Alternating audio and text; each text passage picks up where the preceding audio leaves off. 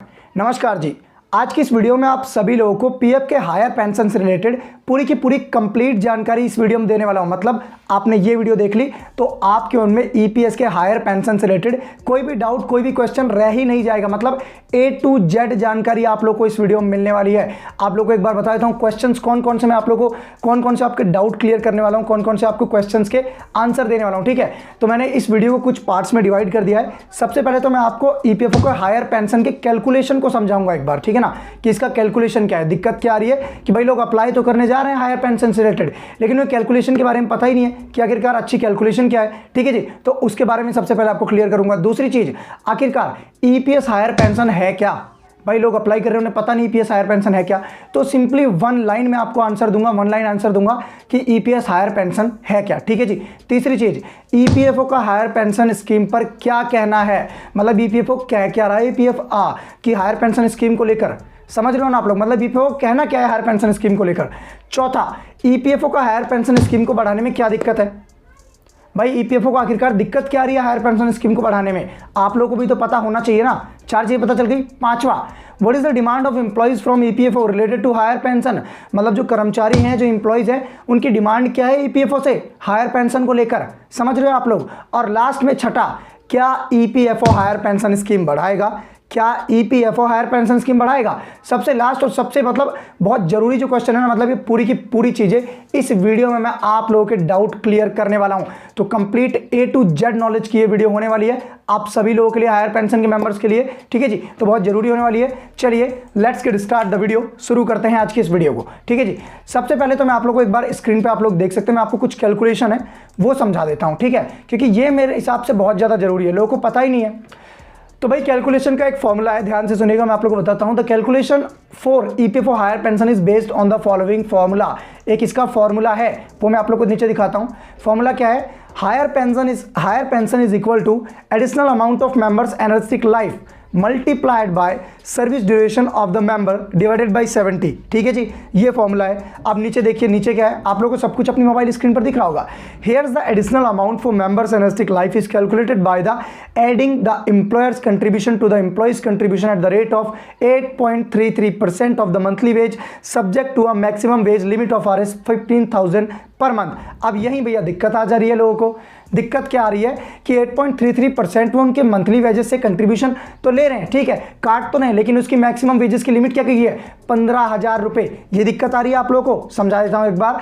मान लीजिए आपकी सैलरी 50,000 रुपए है, ठीक है, लेकिन जो हायर पेंशन स्कीम है उसमें से डिडक्ट कितने में से होगा, 8.33%, ओनली ऑन 15,000। सैलरी कितनी ये मैटर नहीं करता, आपके 15,000 में से 8.33% काटा जाएगा।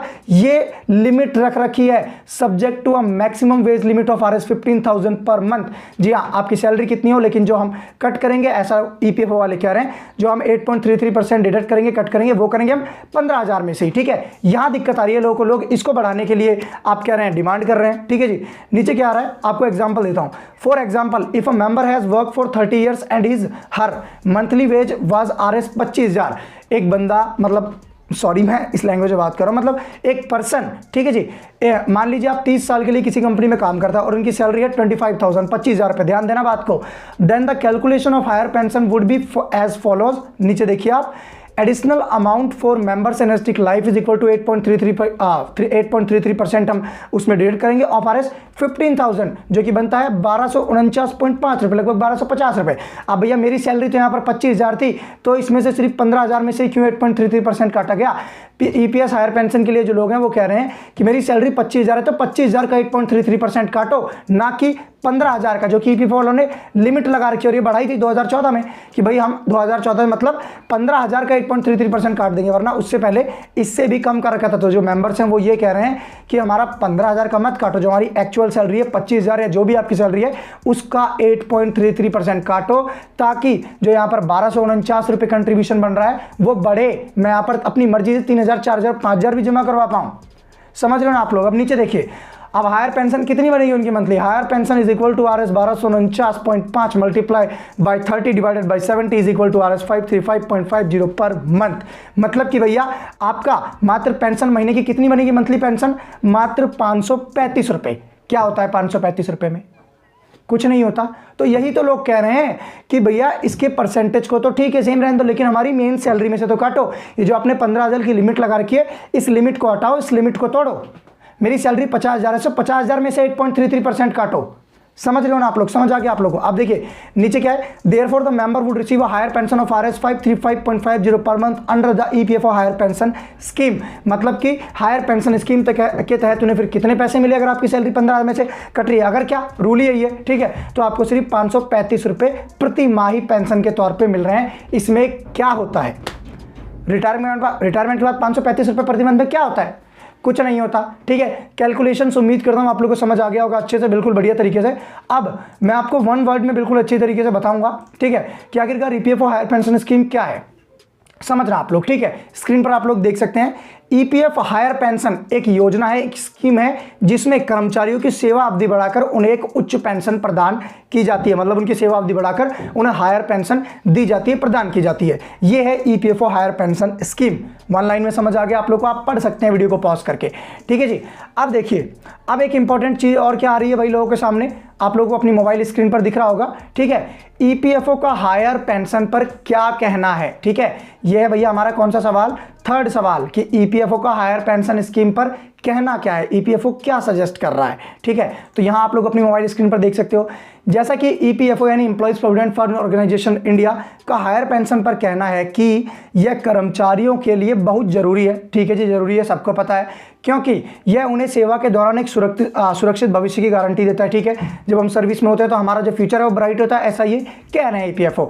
अधिकतर कर्मचारियों की निधि का बड़ा हिस्सा इन पेंशन योजनाओं में निवेश किया जाता है, जिससे वह अपने जीवन के अंतिम दिनों में एक सुरक्षित वित्तीय स्थिति में हो सकते हैं। मतलब कि भैया रिटायरमेंट के बाद एक अच्छी लाइफस्टाइल वो आप कह सकते हैं व्यतीत कर पाए, बिता पाए, ठीक है जी। आप देखिए इसके नीचे क्या, हालांकि वर्तमान में न्यूनतम पेंशन राशि कम होने के कारण कर्मचारियों को सुरक्षित जीवन के लिए पर्याप्त धन नहीं होता है। मतलब कि आप ये खुद ही कह रही EPFO कि जो रेट है आप कह सकते हैं 15,000 की लिमिट है, उस हिसाब से जो 535 रुपये प्रति माह मिल रहा है उसके हिसाब से काफ़ी ज़्यादा ये कम है, और उनको अच्छी लाइफस्टाइल, अच्छी क्या, एक नॉर्मल लाइफस्टाइल जीने के लिए वो कम पड़ रहे हैं, ठीक है जी। उसके बाद जो कि उनके लिए काफ़ी चिंता का विषय, इसलिए हायर पेंशन देने से कर्मचारियों की इससे सुधार होगा और वो अपने भविष्य की चिंताओं से मुक्त हो सकते हैं। मतलब EPFO भी यहाँ पे कह रहा है, और ये मैं सारी ऑफिशियल बातें बता रहा हूँ, ऐसा नहीं है मैं कुछ भी बता रहा हूँ, वेल रिसर्च चीज़ें आप लोगों को बता रहा हूँ। तो इसलिए EPFO भी कह रहा है कि भैया चिंता का विषय है PF मेंबर्स के लिए, इसे बढ़ाया जाएगा, ठीक है जी। तीन चीज़ें आप लोगों को समझ आ गई। अब चौथा पॉइंट हमारा क्या है, EPFO को हायर पेंशन स्कीम को बढ़ाने में क्या दिक्कत आ रही है, समझ रहे हो आप लोग भाई? आखिरकार EPFO को दिक्कत क्या है हायर पेंशन स्कीम बढ़ाने में, ये भी तो हम लोग को पता होना चाहिए।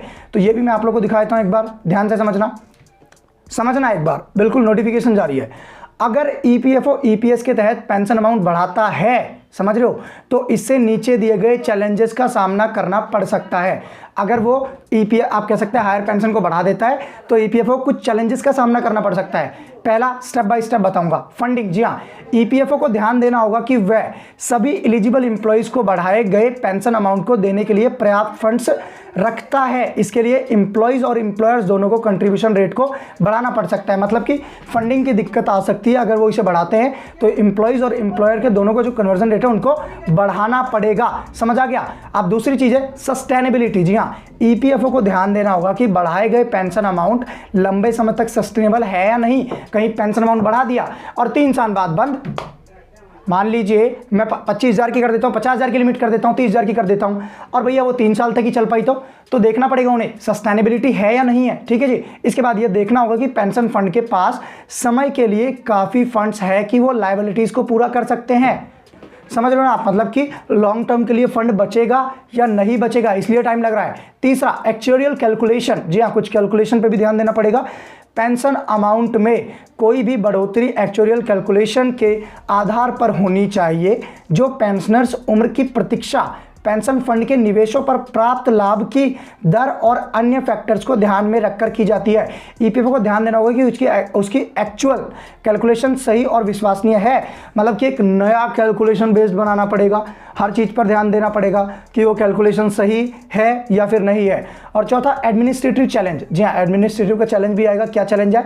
EPFO को बढ़ाए गए पेंशन अमाउंट के साथ साथ एडमिनिस्ट्रेटिव चैलेंज प्रोसेस में भी सुधार करना होगा। वह अपने सिस्टम को अपडेट करना, अपने स्टाफ को ट्रेन करना, और यह भी ध्यान में रखना होगा कि पेंशनर्स को समय पर सही अमाउंट प्राप्त हो रहा है या फिर नहीं हो रहा है। ठीक है, मतलब कि भैया क्या एडमिनिस्ट्रेटिव चैलेंजेस आ रहे हैं, क्या चैलेंजेस आएंगे कि उनको पूरा स्टाफ को ट्रेन करना पड़ेगा, सिस्टम्स को अपडेट करना पड़ेगा, और इस पर भी ध्यान देना होगा कि जो हम कह सकते हैं हमने कमिटमेंट किया है उसके तहत सही अमाउंट रिसीव हो रहा है, सही पेंशन अमाउंट रिसीव हो रहा है या फिर नहीं है। तो ये सारी चैलेंजेस ईपीएफओ को, जी हाँ, ये सारी चैलेंजेस ईपीएफओ को झेलनी पड़ेगी। ठीक है ना, पेंशन को आप कह सकते हैं जब हायर पेंशन को बढ़ा देंगे तो। ठीक है, कितने क्वेश्चन का जवाब मैंने आपको दे दिया। तो मैंने आप लोगों के 4 क्वेश्चन क्लियर कर दिए, एक बार रिपीट कर देता हूँ कौन कौन से।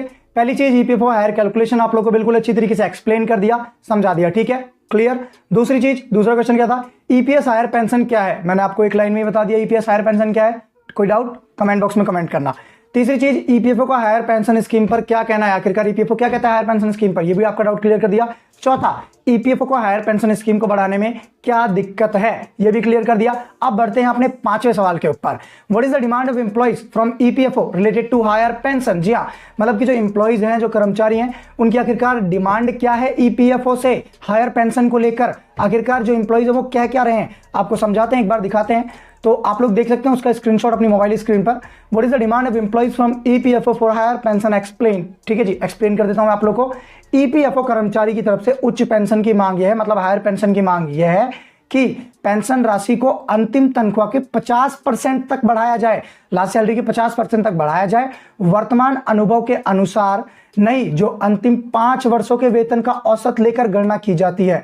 वह यह भी मांग करते हैं कि न्यूनतम, जी हाँ, न्यूनतम पेंशन राशि कम से कम 7500 प्रतिमाह यानी 7500 प्रतिमाह होनी चाहिए और पेंशन को हर 5 वर्ष में संशोधित किया जाना चाहिए, मतलब कि हर 5 वर्ष में उसे संशोधित किया जाना चाहिए ताकि महंगाई से कदम मिलाकर इसे अपडेट किया जा सके। इसके अलावा कम से कम 20 वर्ष की सेवा की आवश्यकता के स्थान पर कर्मचारियों को पेंशन के लिए पात्र होना चाहिए। ठीक है जी, मतलब पेंशन को बढ़ा देना चाहिए। ईपीएफओ आप कह सकते हैं जो एम्प्लॉइज है वही कह रहे हैं, ताकि भैया जो ये महंगाई तो काफी ज्यादा बढ़ गई है भैया, आप कह सकते हैं ना कि महंगाई इतनी ज्यादा बढ़ गई है, खर्चे ही नहीं निकल रहे, तो हम कदम से कदम मिला के चल सकें। समझ आ गया आप लोगों को, 5 ऑप्शंस आपको क्लियर हो गए। अब द लास्ट एंड आप कह सकते हैं फाइनल वो क्या है, क्या ईपीएफओ हायर पेंशन स्कीम बढ़ाएगा, क्या ईपीएफओ हायर पेंशन स्कीम बढ़ाएगा। तो उसका स्क्रीनशॉट आप लोग देख सकते हो। हाल ही में, जी हाँ, रिसेंटली अभी ईपीएफओ की सीबीटी की यानी सेंट्रल बोर्ड ऑफ ट्रस्टीज की एक मीटिंग हुई थी, जो कि ईपीएफओ का सबसे उच्च न्यायालय का मंडल है, मतलब हायर ऑफिशियल्स हैं। ठीक है जी, तो मतलब मंडल ने हायर पेंशन स्कीम को लेकर चर्चा की है, मतलब बातचीत की है, कन्वर्सेशन किया है। किसी भी डिसीजन के लिए ऑफिशियल अनाउंसमेंट अभी तक नहीं किया गया है, मतलब कि कोई भी ऑफिशियल अनाउंसमेंट अभी तक नहीं किया गया है। ओवरऑल हायर पेंशन स्कीम के बारे में कोई ऑफिशियल अनाउंसमेंट अभी तक नहीं किया, कोई ऑफिशियल अनाउंसमेंट नहीं किया गया है, लेकिन ईपीएफओ और सीबीटी हायर पेंशन के लिए ऑप्शंस को एक्सप्लोर कर रहे हैं। मतलब ईपीएफओ और सीबीटी यानी सेंट्रल बोर्ड ऑफ ट्रस्टीज जो कि हायर ऑफिशियल्स हैं, वो दोनों मिलकर हायर पेंशन की स्कीम को बढ़ाने के लिए कन्वर्सेशन कर रहे हैं, बातचीत कर रहे हैं। तो इस वीडियो में उम्मीद करता हूं सब कुछ क्लियर हो गया आप लोगों को ईपीएस हायर पेंशन को लेकर, ईपीएफओ हायर पेंशन को लेकर पूरे का पूरा A to Z आप कह सकते हैं नॉलेज, जो कंप्लीट जानकारी इस वीडियो में मैंने आप लोगों को दे दिया है। हालांकि वीडियो थोड़ी सी लंबी हो गई है, लेकिन कंप्लीट जानकारी दी है। आपका कोई डाउट क्वेश्चन क्वेरी हो तो कमेंट बॉक्स में कमेंट करना। I will try to reply you early to early, मतलब आपको जल्दी रिप्लाई देने की कोशिश करूंगा। वीडियो अच्छी लगे चैनल को सब्सक्राइब, वीडियो को लाइक से कमेंट करना ना भूलें। धन्यवाद दोस्तों।